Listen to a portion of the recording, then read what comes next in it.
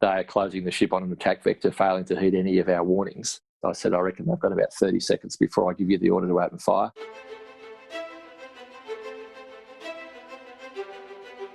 Welcome to the podcast where we track down Australian war veterans, have a chat with them, and hear their stories.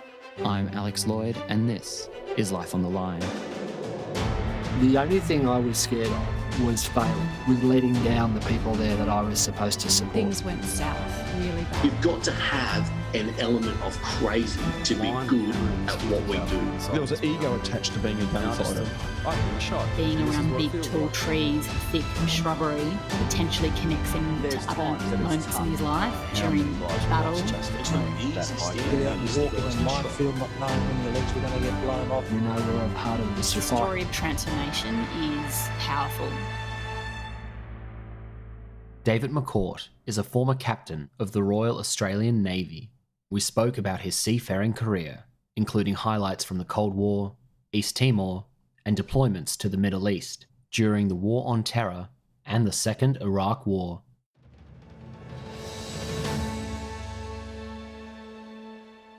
I'm Alex Lloyd, speaking today with David McCourt. David, welcome to the podcast. Thanks very much, Alex. So David, where did you grow up?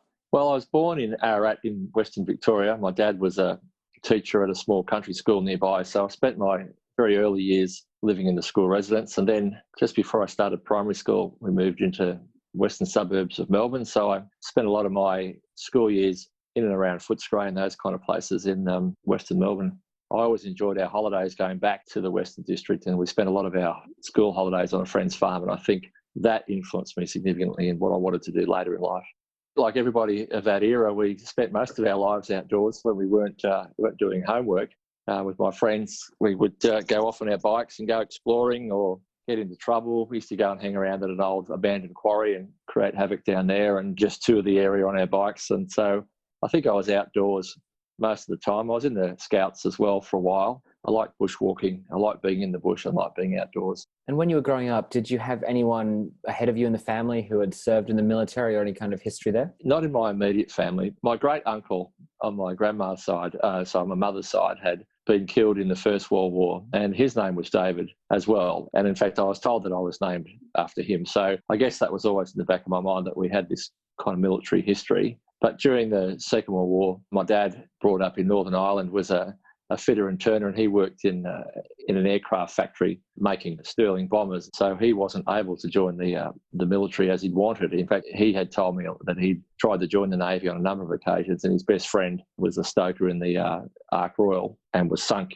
When that ship was sunk and he drowned. So I guess those stories played in the back of my mind, but not so consciously, really. I'm just curious then what initially caught your interest about the military, because you joined the Navy at 17. Where did you first start to gravitate towards that military path? I guess like a lot of kids in that era, we were all a bit fascinated by the Second World War because it wasn't really that, that was something that our parents had been involved in. And so it was reasonably fresh in our kind of family consciousness, I guess. And like a lot of kids in that era, there were shows on, shows on television that were set in the Second World War, World War II movies. And we used to play, when we were kids, play those kind of games.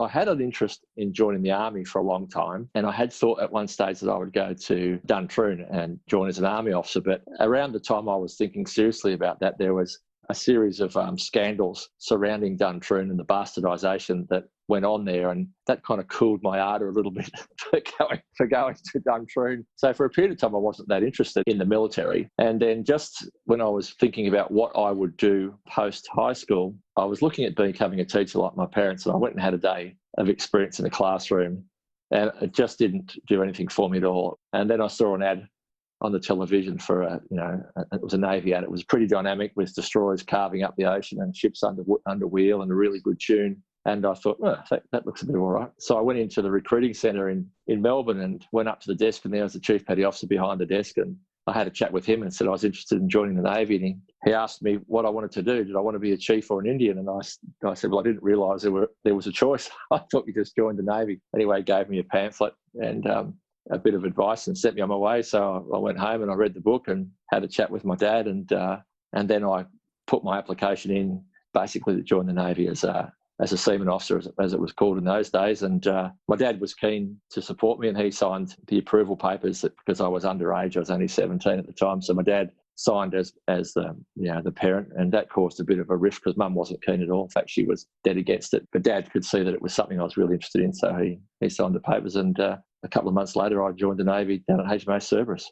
Well, that's interesting that, yes, you veered off the path of the Army for those scandal reasons, because it did sound like you would quite gravitate towards even an infantry lifestyle with all your bushwalking interests and that kind of thing. Yeah, absolutely, Alex. And it was actually the infantry that I had always been interested in. And I had done at school projects on Tobruk and, battles in the Western Front, the light horse at Beersheba in the First World War, the Western Front. I mean, I was quite interested in that. And had I joined the Army, I certainly would have been drawn to the infantry. There's no doubt about that.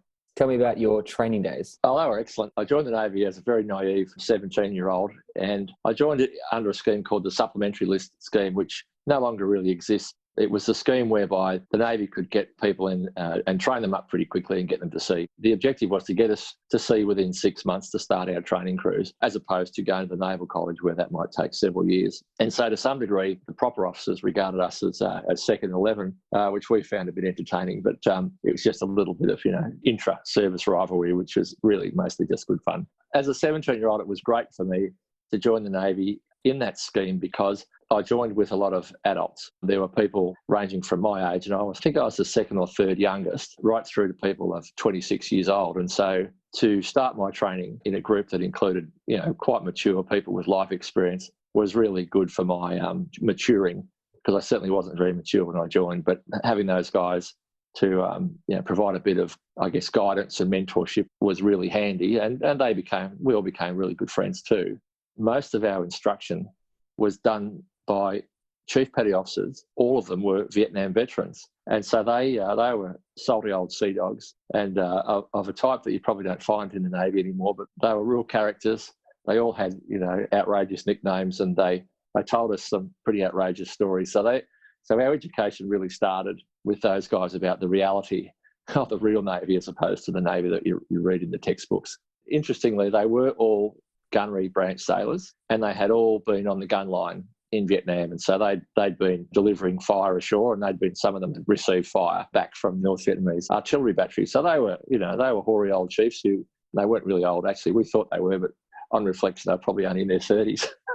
When you're 17, that's old, yeah. Yeah, indeed it is. That's right. And your training also included some time on submarines over in the UK, and you were awarded dolphins. Yeah, that was later on. So I started out, as I said, as a seaman officer, but having joined the Navy, I thought that I would like to be a submariner. And so having done, some professional training at sea on frigates and destroyers, I volunteered for submarine service and then was accepted and went off to the UK for a 3-month submarine officer training course at Portsmouth. Once I got my dolphins, I was posted to a different submarine, and the regime there was quite different. The whole culture of that submarine was different to the one from which I'd come, and I didn't actually enjoy that quite as much. I found it quite difficult to break into that crew, a newcomer and a relative outsider. I was probably there for about a year. But towards the end of my time, and I wasn't enjoying submarine service by that stage particularly, I also got quite ill. As a consequence of my illness, I was made medically unfit for submarines, permanently medically unfit. So I went back to general service, which went back to the surface fleet. Very kind old submarine commander organised me a posting to a ship that was going on deployment to the Indian Ocean for 6 months. And away I sailed. I got my bridge watchkeeping certificate while I was on that deployment. And that deployment was a classic Cold War deployment where we were part of a US carrier, United States Navy carrier battle group. We were chasing submarines, Russian submarines around the Indian Ocean and having encounters with Russian aircraft and naval ships almost daily. And so it was a full-on, operation really, within the limitations of the Cold War, but great experience for a young officer getting his bridge watchkeeping ticket. So when I came back from that deployment with my qualification, I was in a much better place, and I was really quite keen then to remain in the Navy and keep on going in the career. Let's talk more on what that is like, operating in that Cold War environment.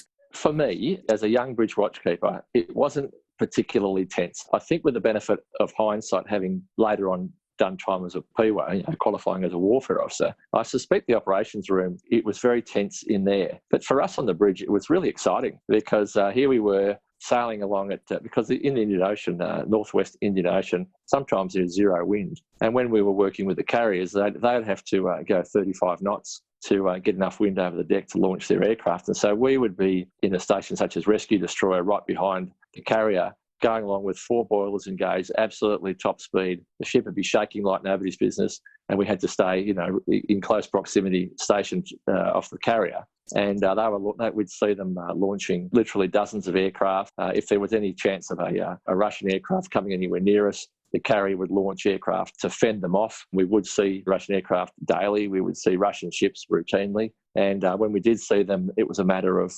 often playing the, rule of the road game, which is where you try to make, by utilising the prevention of collisions at sea kind of rules, you would try to make the other party turn away by positioning yourself such that they had to give way to you. And so there was a bit of that gamesmanship going on as well. I also did some time in HMAS Parramatta. That was when I did a deployment to China, and that was interesting too because we went to China. I think we were probably the second Australian ship to go to the People's Republic of China. It was still a very closed kind of country, and the port we went to was Shanghai, and that was nothing like the Shanghai of today. It was a closed city. There were only a couple of places we were allowed to go, literally the Friendship Hotel and the Friendship Supermarket, if you like, or department store, and that was it. And the rest of our time was spent attending cultural events like concerts and, touring tractor factories and all those kind of things. So it was an interesting expose to life in the People's Republic of China. I mean, we were followed everywhere, always under scrutiny. So that was quite something to experience as well. Some very friendly shore leave, yeah. Yeah, not so much. Your career includes a range of warfare and operations postings on a variety of ships, and you do get to have some shore-based postings eventually. By the 1990s, you're a lieutenant commander. In April 1995, you take command of HMAS Geraldton. First seagoing command, that's correct. It's funny because I had to join the ship in Dampier Port for a handover with the CO sailing back to HMAS Stirling. And I was picked up at the airport by the coxswain, and we had a chat on the way back to the patrol boat, and he was very happy to tell me all the innermost secrets and of the operation of the patrol boat and the personalities and so on and so forth, certainly from his perspective anyway. So I joined the boat with a little bit of intel, I guess, on how it was running, and then I sailed down to, I think it was a couple of nights from Dampier back down to HMAS Stirling. So I got the opportunity to observe the operation of the boat. And then probably a day after we arrived back in Stirling, I then took command. So I felt that I had quite a good insight into the patrol boat. I felt that I could see the positives and the negatives of it and of the crew. And I felt that I needed to do something reasonably drastically different to build a sense of camaraderie and a sense of being a ship's company in that patrol boat. The morale was not so good, and there certainly was not a good sense of camaraderie, and I felt that I had to do something quite positive to have an influence and to try and build that up for the course of my command. And what were some of the strategies you implemented? I had always thought that sport was a good way to build teamwork. When I took over the boat, we were actually alongside in Stirling, and we were alongside for a couple of weeks. I told the ship's company that leave would expire next working day at the gym, the HMAS Stirling gym. I had served with one of the Padiosa physical training instructors who worked at the gym in a previous ship, and I got on very well with him. So I'd actually spoken with him about developing a training program for the ship's company. So we started out just with PT, just doing, fitness type activities. And we did that for a couple of days. And I must say, I got some funny looks from the crew when we were doing the PT, being yelled at by PDIs and doing, burpees and chin-ups and the like. And then by the third day, we started playing some sport against one another, making scratch teams for volleyball or deck hockey or things like that. And after we'd probably done a week of that, a couple of the troops said to me, well, when are we going to start playing sport against some of the other teams in the area? At that point, I thought, well, okay, it's starting to come together. We challenged the other patrol boats, other departments at Stirling. And at that point, I started to see that they were getting a sense of competitiveness and also a sense of teamwork and pride in who we were. And simple things like we didn't have, the ship didn't have any of its own identifying sporting strips, no jumpers, T-shirts, whatever. So we ordered those, and I was quite surprised pleasantly when they arrived. Troops just couldn't wait to open the packets out and have a look at them and start trying on these strips and so on. And so using sport as, I guess, the initial vehicle, we started to build that sense of camaraderie and teamwork. And then when we went on patrol, we played sport in every port that we went to. We went to a minor war vessel concentration period where all the patrol boats basically worked together from Cairns, Darwin and Western Australia, and we won the sports trophy at the carnival. That was fantastic for the troops. That was that was just fantastic for that to occur, and they were so pleased that happened. And then later on, when the exercise had finished, we actually won the trophy for the best patrol boat in that concentration period. That was phenomenal because we actually hadn't even fully worked up at that stage. So we were actually, from the perspective of operationally ready, weren't, but we won that trophy. Let's jump ahead to 1998 when you are the Joint Operations Officer at Headquarters North Command in Darwin. So you're involved in military operations and disaster relief in the north in regards to border protection. At that time, HQ Norcom had an area of operations that went from Townsville in the east, 200 miles out to sea, which to the extent of the exclusive economic zone, and then all the way around in an arc, right around to Learmonth in Western Australia, perhaps a little bit south of Learmonth. And so about 1% of the Earth's surface, and then large swathes of the land mass as well in northern Queensland, Northern Territory and northwest Western Australia. And that was all part of our area of operations. And so what we initially ran up there was a surveillance operation. So we just coordinated this massive surveillance program that also included anti-illegal fishing operations, counter-narcotics from time to time, what were in those days called illegal entry, suspected illegal entry vessels, so illegal immigrants or whatever they're called this week. And so there were those counter-incursion type operations that we ran all the time. And interestingly enough, that was before it all became a bit politically sensitive. So we just cracked on and did that with very little political oversight or interest. The ships that did the boarding operations and interception operations routinely were arresting, apprehending illegal fishing boats from various nations, and we were routinely bringing in suspected illegal entry vessels full of what were then called illegal immigrants from the Middle East and other countries, China and so on. Yeah. So those operations just continued as normal. And overlaid on top of that, we had a responsibility for disaster relief in the north. For coordinating that, we had a bunch of standing plans to respond to things like cyclones and so on. And so in my time up there, we probably enacted our cyclone response half a dozen times, if not more. Probably the most serious of those was Tropical Cyclone Vance, which came ashore around Onslow in Western Australia and did a heap of damage over there. And that was probably our largest emergency response to try and restore those towns, Onslow, Exmouth. There was a zebra stripe mollusk infestation, and apparently this is a really virulent pest. If that had gotten into other waterways, it would have caused a heap of ecological damage. Fortunately, it only got into Cullen Bay, and that's a closed marina, so we were asked to help out with that, and so we were able to quarantine the marina and basically eradicate that pest by using Navy assets and working with Australian Quarantine Service to stop that. That's quite interesting to reflect on dealing with illegal entry vessels because, as you say, the language around it today is incredibly politically charged. You're doing this in the time before the Tampa affair. This is before 2001, so it's going to be far more just routine. Well, there were still occasions when there was a degree of, not politics in the sense of politicians at the government level involved, but certainly there were times when I did butt heads with other government agencies. I learned some interesting things about ethics and integrity during that time. I recall an incident where a suspected illegal entry vessel that was in really shoddy condition. It was starting to sink. It was drifting aimlessly off the coast, hadn't entered our immigration zone. No crime had been committed, but the expectation was that it might. I spoke with the patrol boat CEO at the time, and he said he was concerned that the boat was unseaworthy and that it was in imminent danger of sinking. So I rang up what was then Department of Immigration, Multicultural Affairs, unauthorised arrivals officer that I dealt with, and I said, look, this it's probably going to sink. We've got a responsibility under safety of life at sea to rescue those people, and so that's my intention. And, oh, my Lord, it was like there was a shouting match. I was being shouted at down the phone saying, you can't do that, then we'll have to look after those people, blah, blah, blah. And I said, well, of course we'll have to look after them. That's what we do. We're mariners.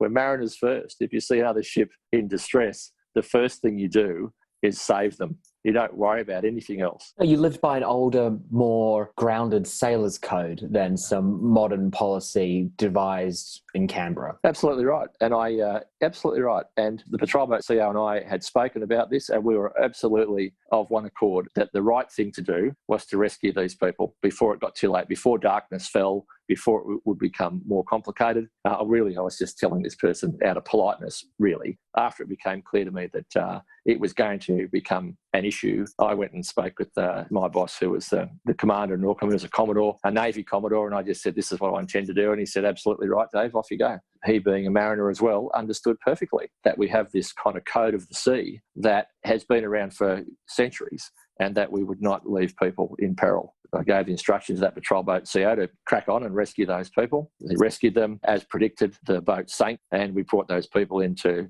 Broome safely, without loss of life and without injury, and copped a heap of abuse from the Department of Immigration. But you know what? We felt that we'd done the right thing, so we were pretty comfortable with that. And it's also in your role at Headquarters North Command, David, that you first become involved in East Timor in regards to Interfet. When General Cosgrove went into East Timor, my headquarters was allocated duties as headquarters rear. So basically we became the forward mounting base for anything going into East Timor. And that was a really interesting time. And I think Darwin became almost a garrison town overnight, probably unprecedented since World War II. And if you weren't in Darwin, you just couldn't imagine what it was like. But there were just military stuff going on everywhere. Every piece of spare ground was being used for some kind of military purpose.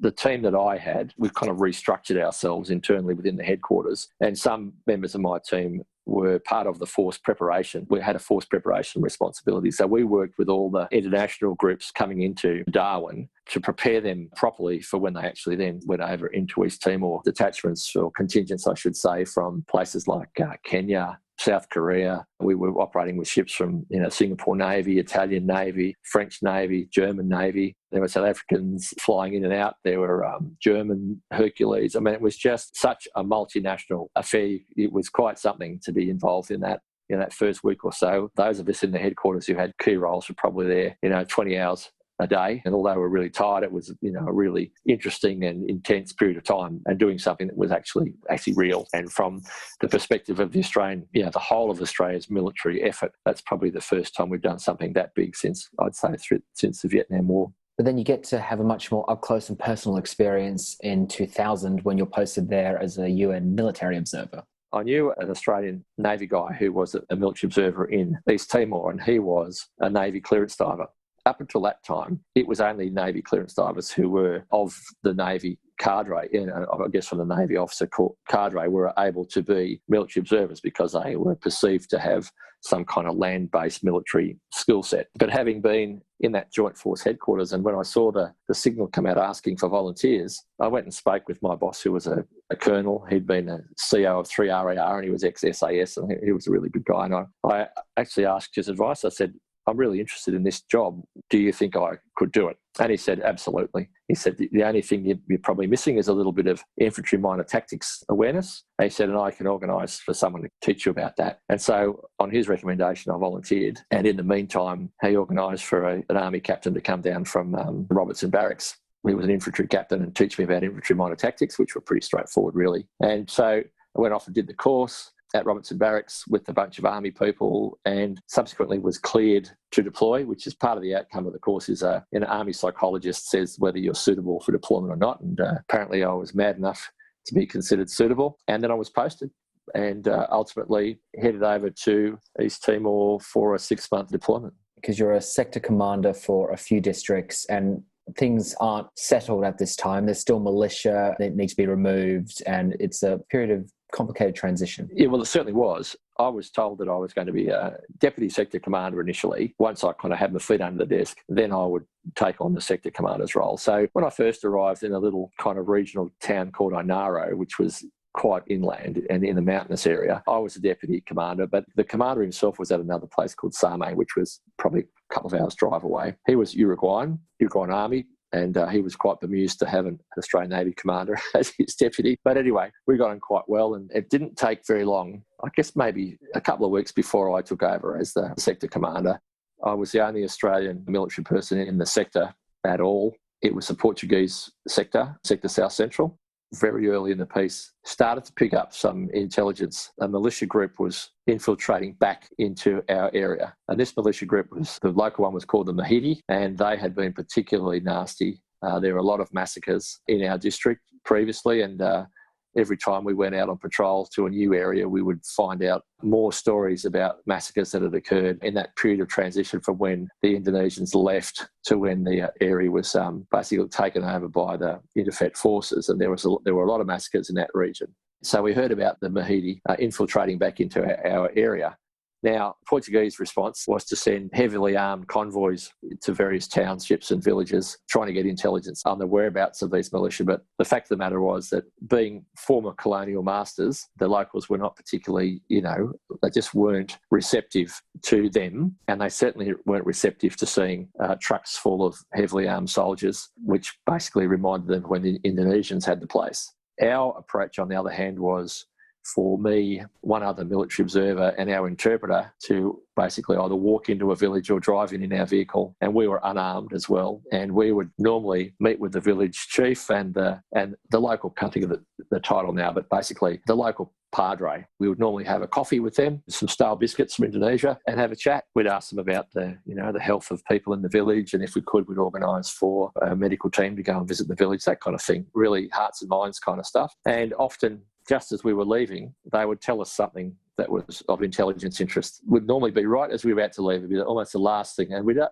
asked a few preparatory questions along the way about, have you seen, anybody strange in the area? Have you seen anybody passing through with weapons? Blah, blah, blah. Those kind of, questions, but almost in an offhand way, not in an interrogatory way. And inevitably, as we were about to leave, they might pull us aside and say, oh, look, we did see this thing. We did see these people walk through the village last night or whatever. And just through that kind of softly approach, we started to build up a really good picture of where the militia were operating, what their operational routines were, where they were patrolling at night, where they were setting up their observation posts and that kind of thing. And ultimately, through our reports back to our headquarters, Portuguese realised that we were actually onto something and we were providing more intel than they could gather. And so they dispatched a special civilian community relations team to our sector, and there was one young lieutenant who was in command of that, and he ultimately would come on patrol with us, just the four of us. They were able to garner the same kind of information we were, and we built up a really good picture of where the militia were actually located, and the Portuguese built a plan around that. They ultimately brought in their forces and basically swept through the forest where we'd identified these militia as operating, pushed them through that forest, out of that forest, and over the board, into the adjoining sector, which was Sector West, and that sector actually was run by the Kiwis at the time, and the militia basically ran through a blocking position that had been set up by the Kiwis, and they were all captured or killed basically. And that was the end of the militia incursion in our sector. It never happened again. And that probably took about a month, maybe more, to actually get from start to finish. Once that the militia had been moved on, things settled down a lot, and we were able to basically have a hand in things like aid to the police by identifying where massacres had occurred and then facilitating investigations in those areas, and basically started to work towards transition to the full democracy. So we were able to help the international observer community set up for their first election and start to get the census going and all that kind of thing. An interesting time, something different for you being firmly land-based, and also a very effective result at the end of it. It was, and overlaid on that was the fact that I'd ruptured one of my discs just before I left. Been very reluctant to tell anybody about that for fear that I wouldn't deploy. I was surreptitiously seeing a physiotherapist and a chiropractor before I went, not through the military, and then spent the rest of my 6 months crunching anti-inflammatories and painkillers. But I wasn't going to miss out on that opportunity, not for a slipped disc or a crushed disc, but it made it challenging sometimes, bouncing along the worst roads in the world. But it was great. It was a great experience. Well, shortly after you returned from Timor in 2001, you take command of the amphibious landing ship HMAS Canimbla, which is deployed to the Middle East right after 9/11. I was actually posted to Canimbla before I went to East Timor. After I came back from East Timor, my family and I moved to Canberra, and I started doing the command course. The Chief of the Navy at the time had announced a whole bunch of kind of morale-boosting measures, one of which was an operation called Boomerang, which was going to be a fleet-sized deployment around the world.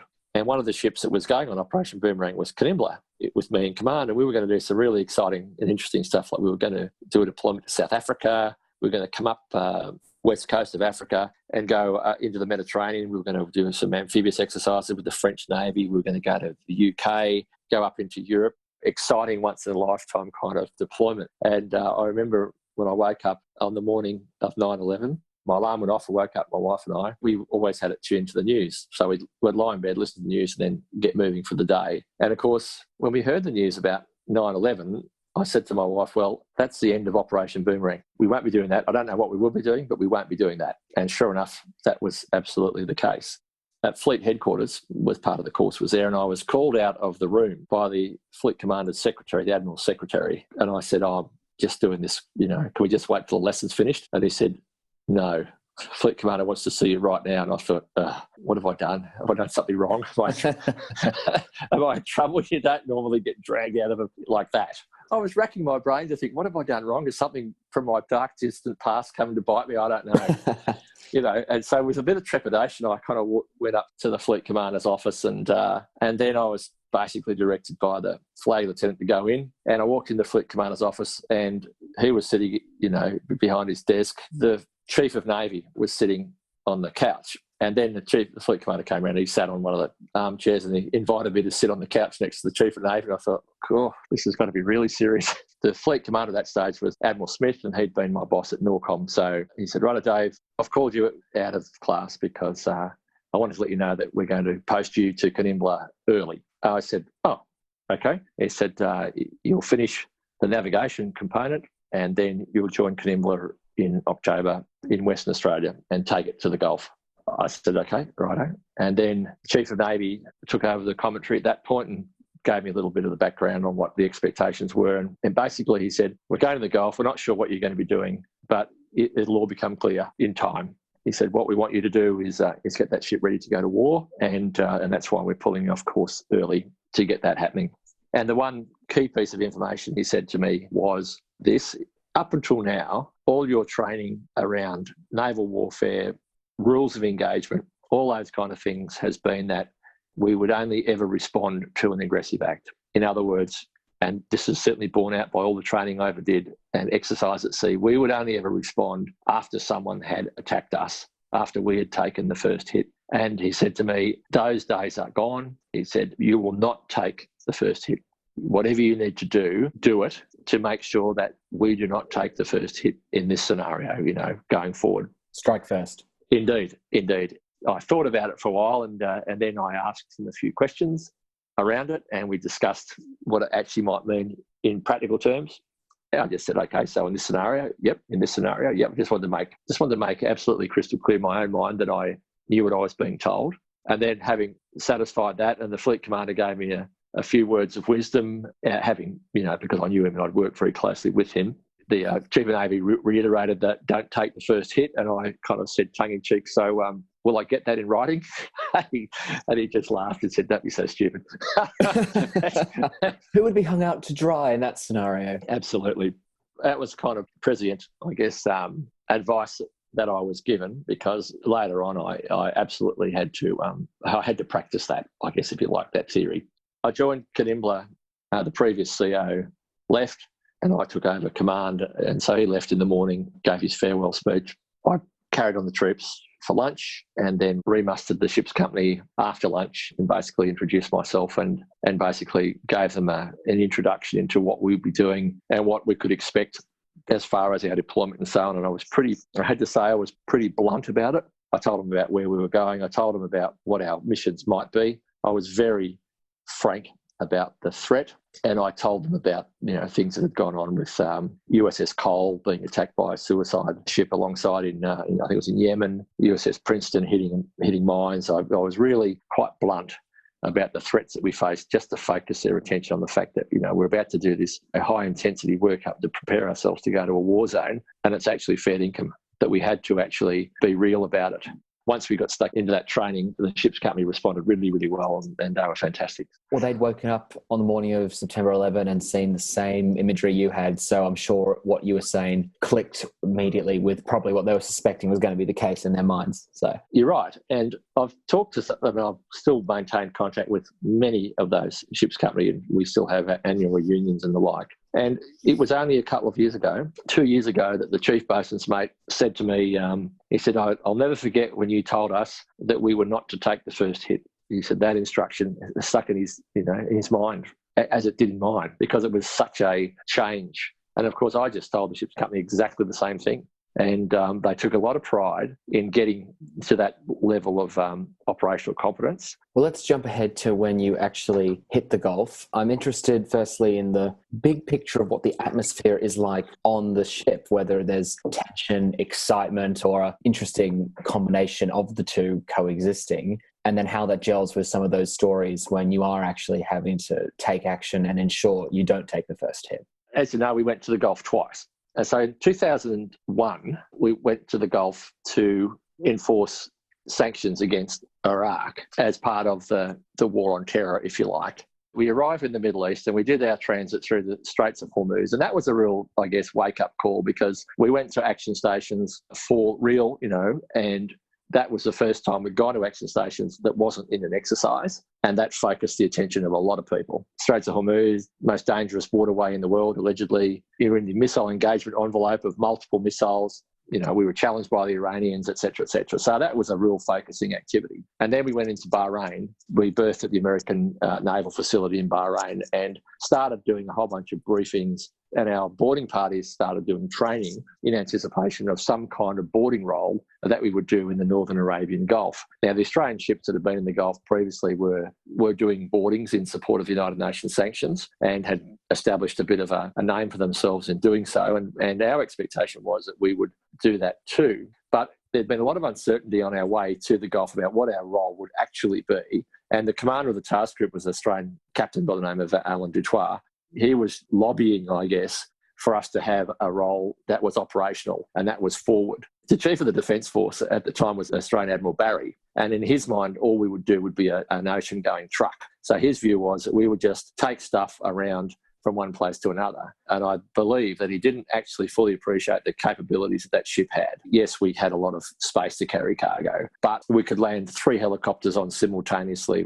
We had a command and control facility there that was experimental, but second to none. It was in the fleet. It was, terrific. So we could be a command ship, we could be a helicopter operations ship, we could be running boarding operations, we could be carrying stuff, we could do all these things simultaneously. But the CDF of the day just had this kind of narrow view that we would be a truck. And so it took a lot of lobbying by people like Captain Dutoit and fleet staff, and indeed staff in theatre, to get our role changed from transport to, a more operationally focused role. And in the end, it was agreed that we would have this operational role. Fortunately, that occurred by the time we had arrived, up at the Northern Arabian Gulf, having undertaken all this boarding training, which we did on spec, really. We did it because we were there and we could, in the hope that we would have that role, but we didn't have that role specified at the time. Anyway, by the time we got up to the Northern Arabian Gulf, we had that role, and that was great. And once we got up there, the Americans, having seen our ship and having realised its capabilities, started to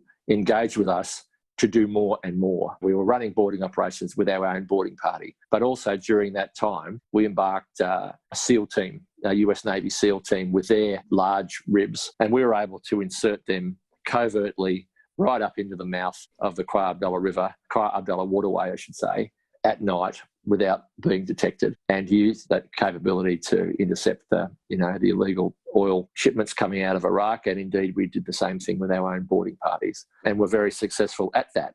And at the same time, we had a brief period of time where the US Navy commander for that area was embarked in Canimbla and came to understand what a great capability it was as a command and control platform.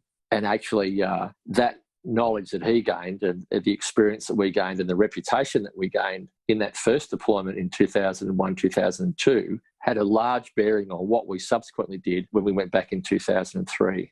We've interviewed a couple of officers who served under you previously on this podcast, Sarah Turner and Michael Wright, and they shared stories with us, times where some fast attack patrol boats were speeding towards Canimbla, but thankfully turned away before action was needed to be taken. Were there many of those kind of encounters?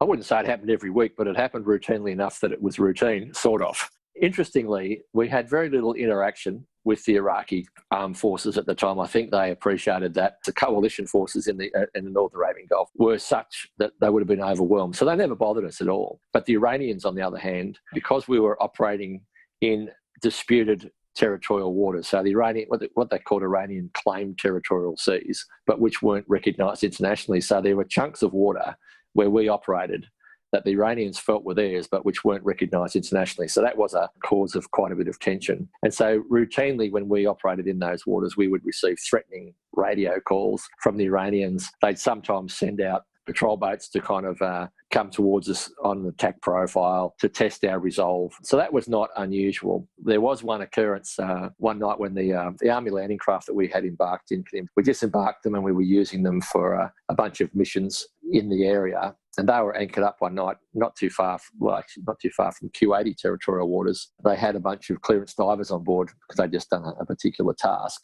Navy clearance divers, our ones. And they called me up early evening, perhaps, certainly well dark, and reported that they were being approached by what they felt was a Navy vessel, but that was completely darkened. And so they felt that the approach was, they were intimidated by the approach, being the small, lightly armed landing craft. I instructed the sergeant in command of that landing craft to work his way through the graduated responses that we had for that kind of scenario. So things like your escalatory verbal warnings, and then we also had escalatory physical actions as well. He escalated the verbal warnings, so we got to the point where it started firing flares. That's one of the physical measures that you can take, fire flares. No response, and the vessel continued to close. And so I ultimately instructed him to fire warning shots with the 50 cal machine gun across the bow of this particular ship, which he did, burst of 50 cal across the bow. That is probably sufficient to wake up most people with tracer and so on. Anyway, the result of that was the vessel switched its navigation lights on, turned away and took off into the night and didn't come back. So that was that was a successful operation as far as we were concerned. That notion that we won't take the first hit, that was part of that change in posture. We would show our hand early and demonstrate our resolve early before anything happened to us. And so that was probably one of the earlier, more practical demonstrations of that. But I guess the one that Sarah and Michael referred to was after we'd finished our mission and we were leaving the Gulf to come home, and we'd exited the Straits of Hormuz again at action stations, and we'd fallen out action stations and gone back to defence watches, which is basically half the weapon systems manned rather than all the weapon systems manned. And the weather was not ideal. There was a fair bit of cloud around and light rain. I'd actually just had a shower, and the PWO, Principal Warfare Officer, called me up and he said, can you come into the ops room, sir? There's something I'd like you to see. And so I dragged on my overalls and boots and I walked into the ops room, and he said, there's something really weird going on. And on the coast of Oman, we could see a lot of cloud. And on the cloud, the edges of the cloud, our radar was showing these automatic detect high speed, what we call speed levers. It's basically a little line that indicates how fast something is going. And it's very unusual for it not to be associated with a contact like a blip, which is a ship. But the edge of the cloud was showing all these speed levers, multiple speed levers that were changing, and we'd never seen that before. And he said, that's really weird. And I said, well, let's go up and actually see what we can see through binoculars, the old-fashioned way. So he went up onto the upper deck, and it was, as I said, it was hazy, cloudy, light rain. We could see that there was something coming out of the haze, and then very quickly realised that there were about 30-odd fast-moving speedboats, all in a mass, coming towards us. We didn't have time to go to action stations. We just didn't. So we closed up our action gun crews at the rush, and that was enough for them to realise that there was something they had to hurry, and the guns crews that were already closed up started exercising their graduated responses. And so basically we were doing the warnings on the radio, but it was basically unfolding far too quickly to go through those in a graduated way. So we went straight to the highest one, which was basically turn away or we'll fire into you, in layman's terms. And I don't actually believe that they would have been monitoring that channel anyway, but we went through that because that was the procedure we had. And we started firing flares.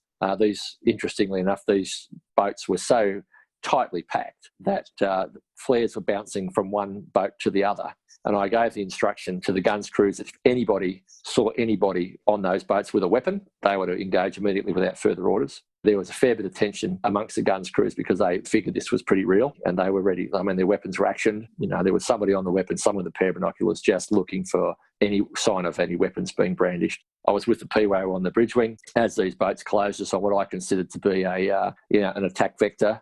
I said, righto, back into the ops room and stand by to engage these contacts. I said, I reckon they've got about 30 seconds before I give you the order to open fire. And so he went back into the ops room, put his headset on, I had mine on, and literally I was pressing the press to talk button to give him the order to open fire when they turned away. And so they probably had about 10 seconds before we would have engaged them with our 50 cals, which we didn't, thank goodness, because that would have been a lot of paperwork. That would have been quite devastating for them as well, and those boats versus your 50 cal. Oh, we would have cleaned them up, no doubt. Look, there's no doubt in my mind that had we engaged them, it would have been a slaughter of them. But on the other hand, they are closing the ship on an attack vector, failing to heed any of our warnings, and could quite easily have had below our line of sight RPGs, that's rocket propelled grenades, shoulder launch weapons, even AK-47s. Had that scenario been in play, then they could have done a lot of damage to us.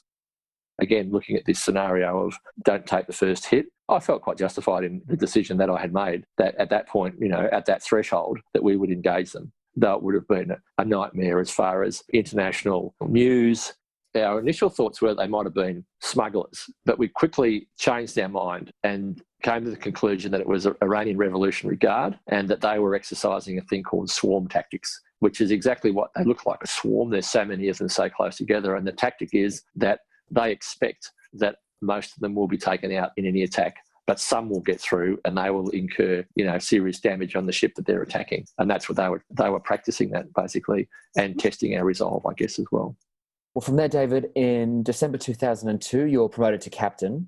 In 2003, you're honoured on Australia Day. And then early that year, Knimbler is sent back to the Arabian Gulf, and this time for combat operations. So it's quite a busy time for you. Yeah, absolutely. So we sailed from Sydney up to Darwin. We were farewelled in person by the Prime Minister. At that stage was John Howard. Chief of Defence Force was General Cosgrove, and Leader of the Opposition was Simon Crean. And they all came on board the ship, said goodbye to us, and away we went. One thing to this very day has stuck firmly in my mind was that speaks to the kind of, I guess, the burden of responsibility that you have when you're the CO. Was a lot of families came on board to see us go. A lot of families were present in our hangar when we had the farewell speeches from the Prime Minister and so on. And then as they were all leaving, all the families were leaving, and I was on the gangway saying goodbye to as many of them as I could and shaking their hands and whatever. And one father took my hand and he said, he held it tight and he said, "You bring my boy back home safe. You make sure you do that." I think that brought home to me exactly what the weight of responsibility was and what I actually had to do as the CO. And the responsibility you bear to their families as well. It made me very conscious of that. And I've never, ever forgotten that moment. It did quite shape some of my thinking as we went into that deployment. So when you get back to the Gulf, now it's in a different political and military context. How is the morale and focus on the ship? How's that changed from before? And what are some of the day-to-day engagements that you're in? How's that changed from your recent experience in the Gulf? I mean, it was very clear that we were going to participate in combat operations. Everybody knew that was the expectation, that's what we were going to do. It was just a matter of when. And so our focus was probably a little more sharply honed around that.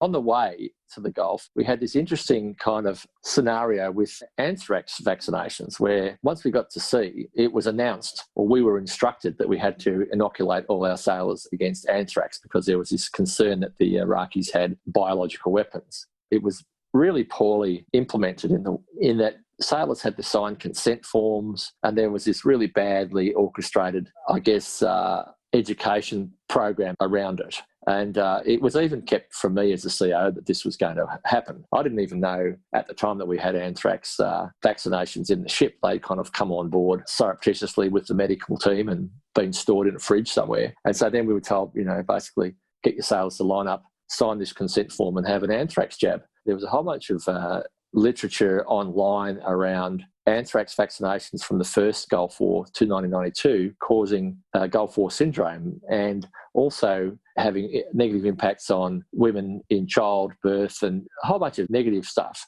that had not been taken into consideration when they rolled this plan out to inoculate everybody. And so as a consequence, I actually had in excess of 25 sailors refused to sign the consent form and have the inoculation. So when we actually reported that back to headquarters, the instruction came, well, if they don't have the inoculation, they can't go into the area of operation. And so now we're confronted with the fact that, this large chunk of sailors will have to leave the ship and therefore will be devoid of that capability that they give us. Anyway, cut long story short, my doctor implemented his own education program and met with basically every sailor in the ship in small groups, described the program, described, the medical facts around it, and ultimately reduced that number of sailors who were not going to have the inoculation from 25 down to about 7. And those 7 were adamant they weren't going to have it. And so ultimately we landed those sailors as we sailed past Christmas Island. One of those sailors on his return to Australia was interviewed by the 7:30 report. It became a bit of a political hot potato for a short period of time. For us, it was more of a distraction. By the time we got to the Gulf, it was all done and dusted as far as we were concerned. We were just getting on with business. And we sailed into the Gulf, we went to Bahrain, and then we headed up to the Northern Arabian Gulf, as we had done the first deployment. Our focus initially was the same. We were intercepting those smugglers coming out of Iraq, but overlaid on that was the fact that we were now well and truly recognised for our command and control capabilities, and there was a coalition command team embarked in the ship under the command of Captain Peter Jones, the Australian Navy captain, who was the commander of the task group operating in the Northern Arabian Gulf, and they were planning the maritime operation that would be the precursor to combat operations, and then how we would conduct ourselves once combat operations were commenced against Iraq. In preparation for that, I was given tactical command of a bunch of coalition assets, about 120 coalition sailors, Americans and Brits, including British Royal Marines, and their rubber boats, RIBs, were embarked in Canimbla, and they formed a quite large boarding and riverine operations capability. We trained with them as a mothership, developed our own routines for recognition so that when the ship was returning to the force, they couldn't be mistaken as a hostile. So it's called, to avoid blue-on-blue engagements. We worked up a whole bunch of tactics with those boats and those crews over time. The way we embarked them onto Canimbla was unique because we'd never had that many RIBs before. So the ship's army department and our bosun's mates worked out ways in which we could build these ad hoc cradles that we could store these boats in when they weren't in the water, and worked out ways to launch them and recover them safely at sea. So it was quite something really to see those guys just come up with something, some innovation, that things that had never been done before, just by giving them the opportunity to just crack on and do things.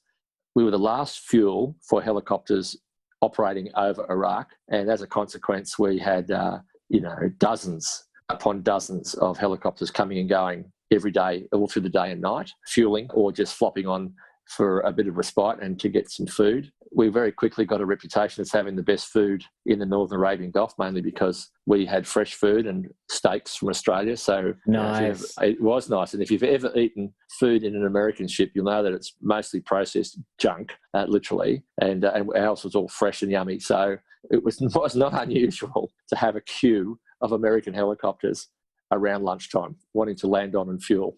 The request was permission to land on, shut down and fuel, and shut down was code for so I can get out and go to your galley and have a steak. We came up with a way that we could give them a hot box because we just couldn't afford to have them shut down on the deck for long enough to have a meal. So we'd come up with a way the chefs would run them out a hot box of something yummy so they could still operate and still have a nice meal. So that was pretty cool.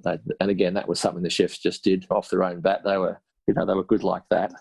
It became clear that there would be a role for us in entering the waterway, the Quabella waterway, which was the main waterway from the Northern Arabian Gulf up into their deep water port of Qasr. It's 40 nautical miles of waterway. The mission that we were being given was to secure that waterway, keep it safe so that we could facilitate safe passage of humanitarian aid into basically internal Iraq at some point after the combat operations had ceased. And so that was my mission. In addition to those RIBs, I was given tactical command of US Navy patrol boat and US Coast Guard cutters. And so we had this kind of flotilla of small craft that was in support of my mission. And Captain Jones, as the commander of the task group, had all the big ships, if you like, under his command to do the broader maritime mission. But one of the jobs, the question that was asked, which I don't think they'd thought too hard about, was, well, what are we going to do if we capture a whole bunch of Iraqi prisoners? Deep down in the Gulf, there was a US ship that had been designated to be the prisoner handling vessel, but it wasn't going to be operating up in the Northern Gulf. And so it was a kind of question that remained unanswered. And so I just said, look, I think we could do that, given the size of our ship and, our internal capacity. So Admiral Costello said, thank you. Yes, you can do that job. And so we became the what they call the EPW, Enemy Prisoner of War Coordination Vessel for the Northern Arabian Gulf. Now, we didn't think that would be a huge job, but we didn't know. And so when I went back to the ship, I got the operations officer and, the XO, the OIC of the ship's army department, who was a major. Lieutenant Commander Mick Edwards was the XO, and Major Neil Grierson was the OC SAD, and the OPSO was a guy called Lieutenant Rod Newbold. And they got together, and I said, go away, find out all the rules under the Geneva Convention and work out how we're going to be a prisoner of war coordination ship if we need to. They went away and they did exactly that, and they came up with a fantastic plan, wrote all the op orders and so on and so forth. As a consequence, we practiced it a couple of times, how we would do it if we had if we brought some prisoners on board, how we would sequence it, how we would workflow that whole thing so that we were operating in accordance with the Geneva Convention. And lo and behold, that paid fruit, because we ended up actually undertaking that role with prisoners that were captured by others, and also prisoners that we captured ourselves. That was something interesting that I don't think that we'd never thought we'd get to do. Were there any other particular hairy encounters or tense moments from this deployment you'd like to share? In the prelude to the declaration of combat operations, there are a number of rushes of ships out of the Quiet Abdullah waterway. Unfortunately, this is something that had been anticipated, and so we had some plans for that. And so there was a dhow rush when a whole bunch of cargo dhows basically rushed out of the waterway, and they had to be corralled and boarded to make sure that they weren't running weapons or key regime figures and so on and so forth, terrorists and whatever. That actually worked pretty much according to plan. And then not long, maybe 2 days later, the Iraqis kicked out the larger steel hull vessels out of the waterway as well. So they all came roaring out, and a similar kind of operation ensued where they were all boarded and cleared and sent further down the Gulf, basically out of the way, so they wouldn't become collateral in any combat operations.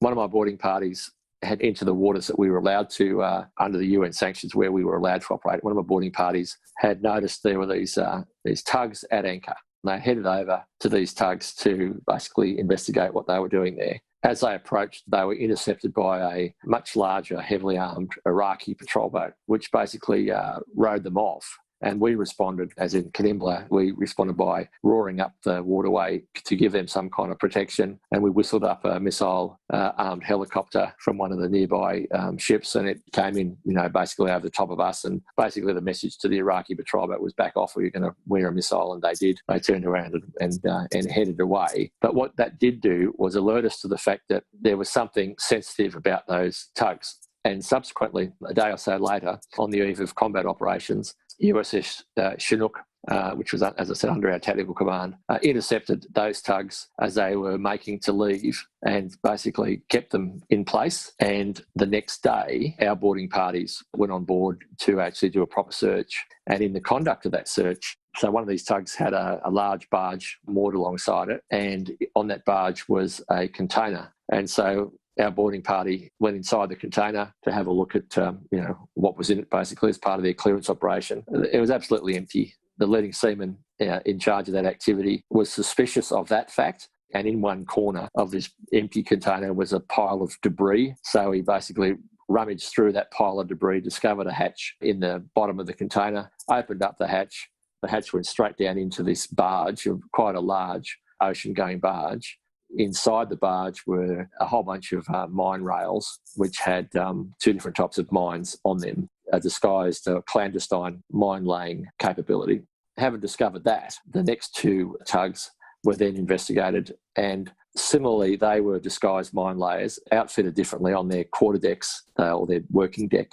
They had a lot of 44-gallon drums lined up. They'd actually been hollowed out and welded together. And so those 44-gallon drums disguised the mine-laying rails on the backs of those tugs. And so you fold back the 44-gallon drums, and here are all these mines ready to lay just by pushing them along little tracks, and they would just basically roll off the back of the tug into the water. The plan for the Iraqis was that those tugs were going to sail out into the Northern Arabian Gulf, basically randomly drop those mines all over the place, and that would then have tied up our ships for weeks and weeks. A, we couldn't have operated in those waters, and B, trying to actually find those mines and clear them would have been a nightmare for a mine clearance effort. That was a big success, intercepting those before they were laid. As a consequence of that, we discovered that the crews of those tugs were in fact Iraqi Republican Guard, and the highest ranking person on board was a brigadier. They constituted a large chunk of the prisoners of war that were brought back to Kanimbla for processing.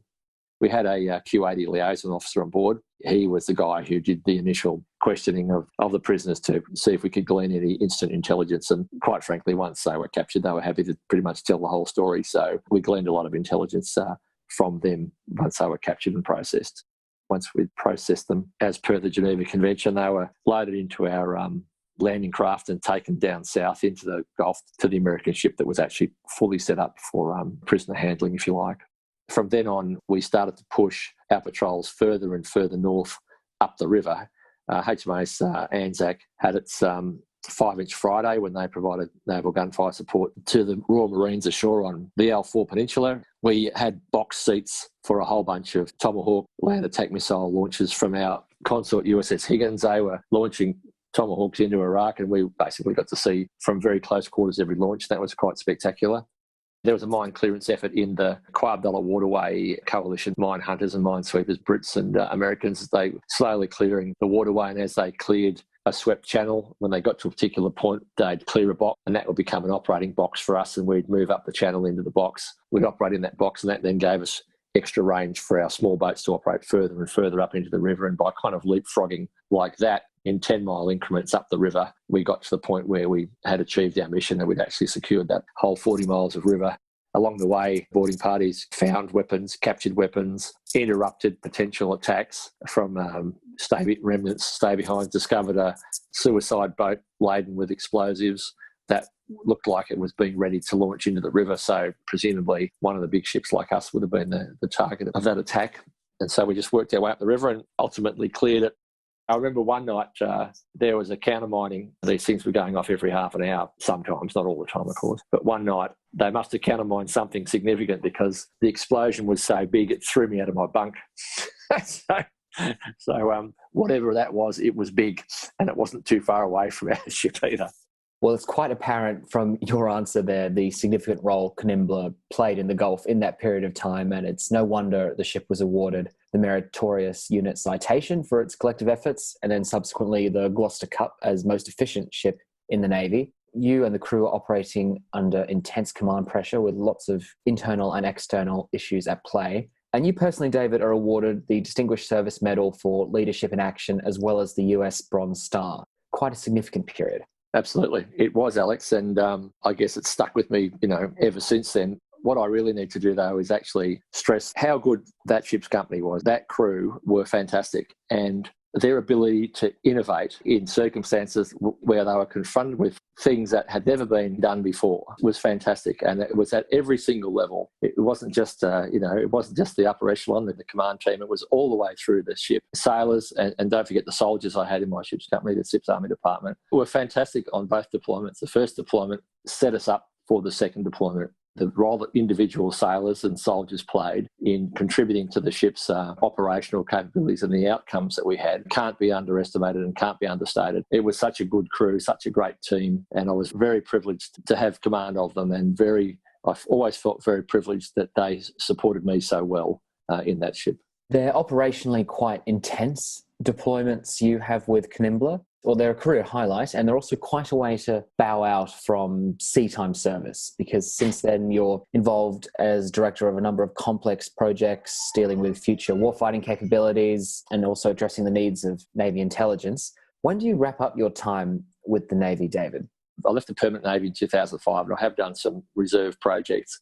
I like my reserve time because it keeps me in contact with the Navy, which I do see as a bit of a family. Well, not just the Navy, but the whole of the Defence Force. And it is a kind of part of your extended family. I love my interactions with sailors. They always bring a smile to my face. Just the character that sailors and soldiers have, the way that they can, in the most dire of circumstances, they'll just say something that'll crack you up and give you a good reality check and bring you back on track. So I certainly have missed that when I've been in civilian employment and so on. So going back to do reserve time has always been really quite cathartic for me. And I also like the fact that I can still contribute to Navy capability through those projects and keep my hand in, if you like. But to answer your question simply, I think my time as a reserve naval officer is drawing to a close. In the next little while, I think I'll finish with that. There comes a time when I guess my currency is waning, and it's also time, I think, to move on to other things.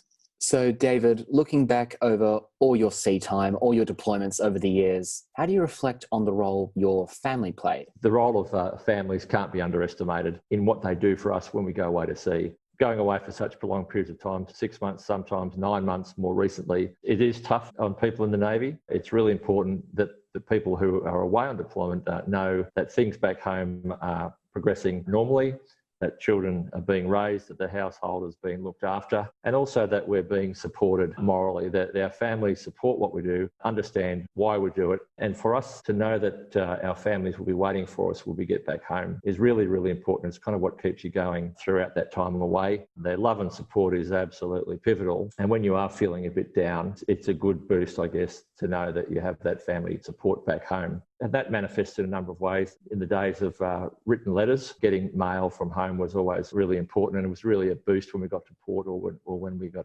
bags of mail delivered to us at sea. You could just tell in the ship, spirits lifted just by that simple act of getting some letters.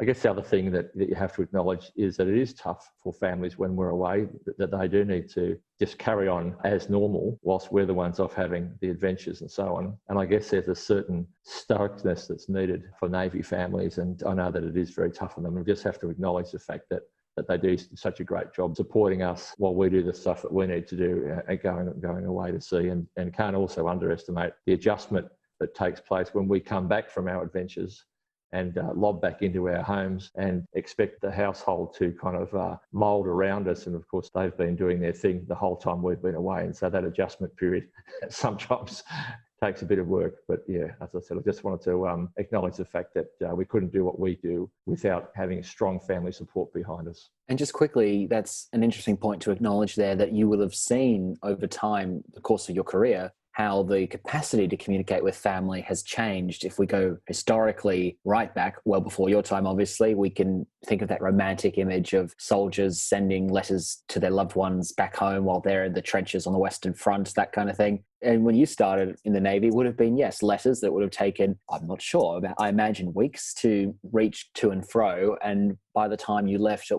least a phone call, if not some form of instant messaging. So what was that evolution of communication like over time, and that immediate access to family and loved ones? Well, you're absolutely right. When I started out, it was mail, and sometimes we wouldn't get mail for weeks at a time because mail bags would arrive in a port after we'd left, and then they'd have to be forwarded onto the next port, and sometimes they'd arrive in the next port after we left. And so in those days, we used to number our letters so we could read them in order when they finally arrived at wherever we happened to be. Over time, we did have access to more immediate communications. When I was in the Gulf in 2001 and 2003, we were able to phone home on occasion from the satellite communications in the ship. And more recently, ships have been connected to the internet, and so immediate communications is possible, including FaceTime, Zoom, all those kind of applications. So I think the ability to communicate with families is way better now than it was some years ago. What's your key takeaway? How do you reflect on your time in uniform? Well, that's an interesting question that I could answer a number of ways. But I think what I've taken away from that is an unending love and respect for men and women who serve in our Defence Forces. And I know that can sound a bit trite, but it's actually not. I've found that the people who serve in the Defence Force to be fantastic people. And irrespective of what generation they are, I'm a baby boomer and there's XYs and millennials and whatever. When you're all lumped in together doing a job, in a ship or whatever, you do find that these people, these young Australians they're just terrific people. And they're as good as any generation that's gone before them. And so I think my takeaway is a kind of unending respect and admiration for them. And I just like the company of military and ex-military people, their sense of humour. I like the way that they have their no-nonsense kind of attitude. It's something that will never forget, and it is something that I will cherish really until I die, that kind of sense of family that you get from serving with those great people. David, thank you for sharing your memories of service with that family. Thank you for your service and for your time today. My pleasure. Thanks, Alex.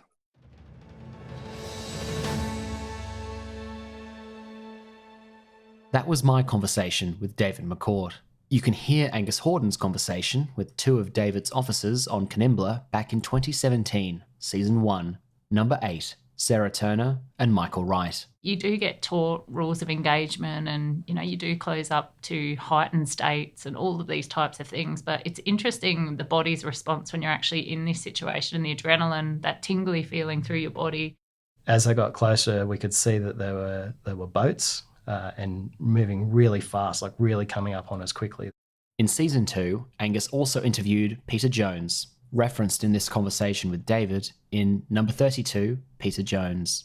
The smugglers would be trying to smuggle out oil, and they would try all sorts of things to prevent boarding teams apprehending them. And Michael Wright returned to the podcast in the 2018 post-Season 2 specials, in the episode called Panel, Returning Home. Part of how those suicides come about and how the trauma comes about is that it is so isolating. You do think, I'm not worthy of this, I'm not worthy of feeling down about this particular thing. Follow this podcast on social media to never miss an episode. Follow us on Twitter at LOTLpod, like us on Facebook at Life on the Line Podcast, and follow us on Instagram at Life on the Line Podcast. Our website is www.lifeonthelinepodcast.com. Life on the Line is brought to you by Thistle Productions. Artwork by Big Cat Design, music by Dan Van Werkhoven. Thanks for listening, and lest we forget.